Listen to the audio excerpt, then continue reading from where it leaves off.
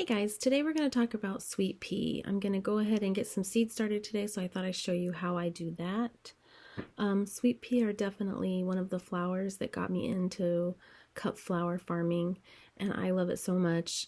It's kind of a pain to grow and to work out, but if you love something, then you should go that extra mile to get it to work for you. So I mainly get my seeds from Floret, but I also get some from Johnny's. I kind of figured out by ordering from different places that Johnny's and other places like Eden tend to have a more predictable crop, right? You're gonna get a lot of blooms out of that one flower. But the Floret seeds are, to me, are prettier colors, so I tend to buy both. And I don't get as many out of the Floret, but it's worth it for the colors for me. So sweet pea are a cool weather crop, so they're like everything else I've been starting recently, like the stock and the snapdragons and other things like that. Sweet pea are a vining crop, which means they grow up, so you have to have a trellising system for them. And there are two different ways that you can grow sweet pea. One way is that you put up some netting and you allow all the vines to crawl up the netting, and you don't trim anything out, you just let it grow where it's going to grow. There's another way that produces longer stems, and that is, and I forget the technical term for it, but you don't pinch them and you keep one main stem, just one. So if anything shoots off from the side, you cut those down. Once a flower is produced, you take the flower off, you pull the vine down, and you clip it to the trellising, so that as the vine is growing up, you're bringing it down so that it's easier to work with. And in this way, you can get longer stems and a more full flower. And actually, the first couple stems you pull off of that are going to be unusable. They'll be too short. So I did some research, and I think you can get about 20 blooms off of something like that. And you're going to lose like the first 5 to 10 blooms that come off of it, depending on how tall you want your stems to be. So I don't mind the short stems on my sweet pea. I just do a smaller vase full of sweet pea and sell it like that. So I won't sell anything probably under 10 inches. It would have to have at least a foot long from flower to the end of the stem for me to sell it. I try not to sell the shorter stuff, but it's beautiful by itself. It doesn't need to be used in an arrangement necessarily. So I don't mind the short stems. I am going to, however, try that technique of only allowing one stem to grow in one of the beds I'm doing. I'm not going to do it in all of them because it sounds like really labor intensive, and I'm not into that. So we'll see. If it produces magical results, I may switch all of my sweet pea over to that method. But for now, I pinch mine back and allow them to create multiple stems. And even when you do that, your first blooms off of those aren't going to be any good. They tend to be really short, like 4 or 5 inches. So you kind of have to wait until the optimal time for sweet pea. Once they get going, they're pretty good. So sweet pea are unlike other things that I start in the sense that they grow a long root system. And so I bought root trainers. Look like that. I think they're from Gurney's, and I've used these for probably, this is my 4th year, 3rd year.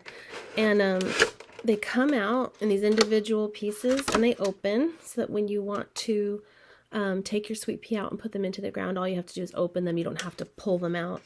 And I am going to put these out mid-March. I did that last year, and they did really, really good. We kind of had a strange spring last season in the sense that it was a really long spring, which we hardly ever get. So I'm hoping that this spring is as good as it was last time. I did not cover them up at all once they were out in March and it got cold. I just let them feel that cold. So I think they're okay. I guess if you get down into the teens, maybe cover them. But I think they're pretty hardy and they'll do all right. And that time spent with that winter weather kind of strengthens their root system and makes them a stronger plant. So I am going to be planting probably around 200 sweet pea today. So I'm going to show you one tray, and then I'll do the rest off camera, and then I'll show you where I put them. They do not need light to germinate, so when you initially start these, you don't have to have them under a light. You can just set them on a shelf and wait for them to shoot up that first green stem. They do germinate fast. At least it's been my experience that they germinate pretty quick. So keep your eyes on them. I'm going to be using the Purple Cow seed starting mix that I have put about a tablespoon of seaweed fertilizer in.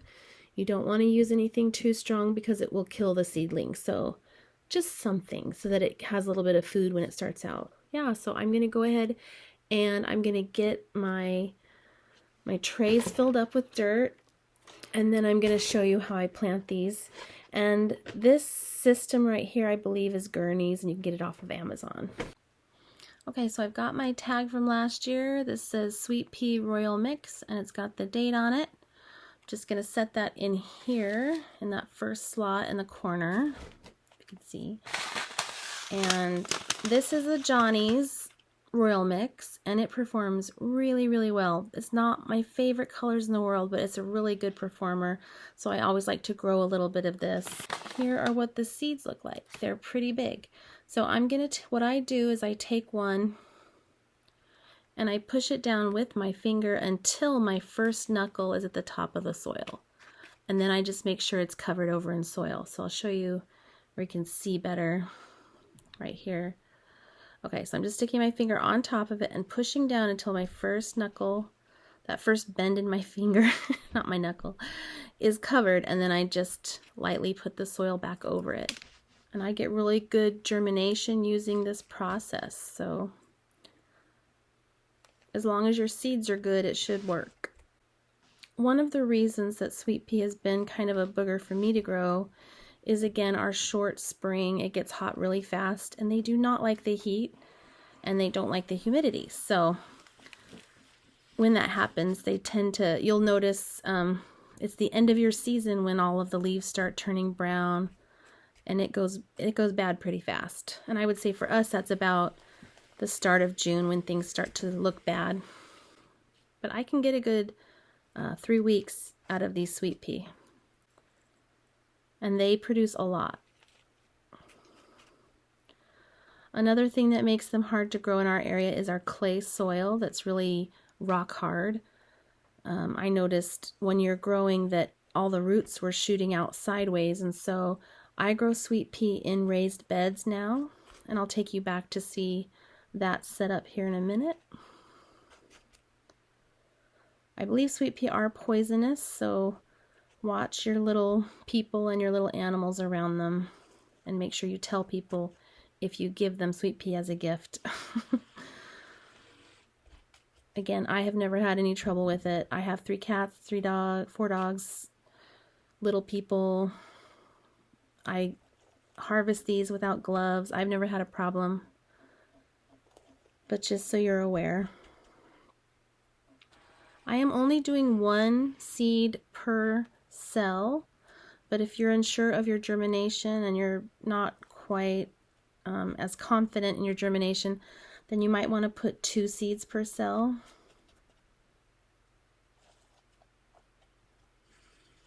Okay. So now I'm going to put the humidity dome on top and set them on the racks behind me. Something that I forgot to mention before is that sweet pea, if you look at the directions or if you talk to other people, they will tell you about nicking your sweet pea or soaking your sweet pea seed. I don't do any of that because I have tried it both ways, and when I just stick them in the soil without nicking them and without soaking, they do just fine. So I would guess if you're having a hard time with yours germinating, you could try the soaking and the nicking, but for me it works just fine sticking them in.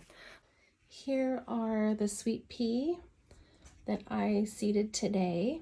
I've got the humidity dome on. This is also sweet pea right here. And then I've got a bunch down here. This is the preferred method down here where the lighting is just above the seeds. I mean, these don't need light right now, but once they start to sprout and to germinate, they will need that light source. So you're supposed to have your light source about 2 inches above your seed tray, that isn't always possible.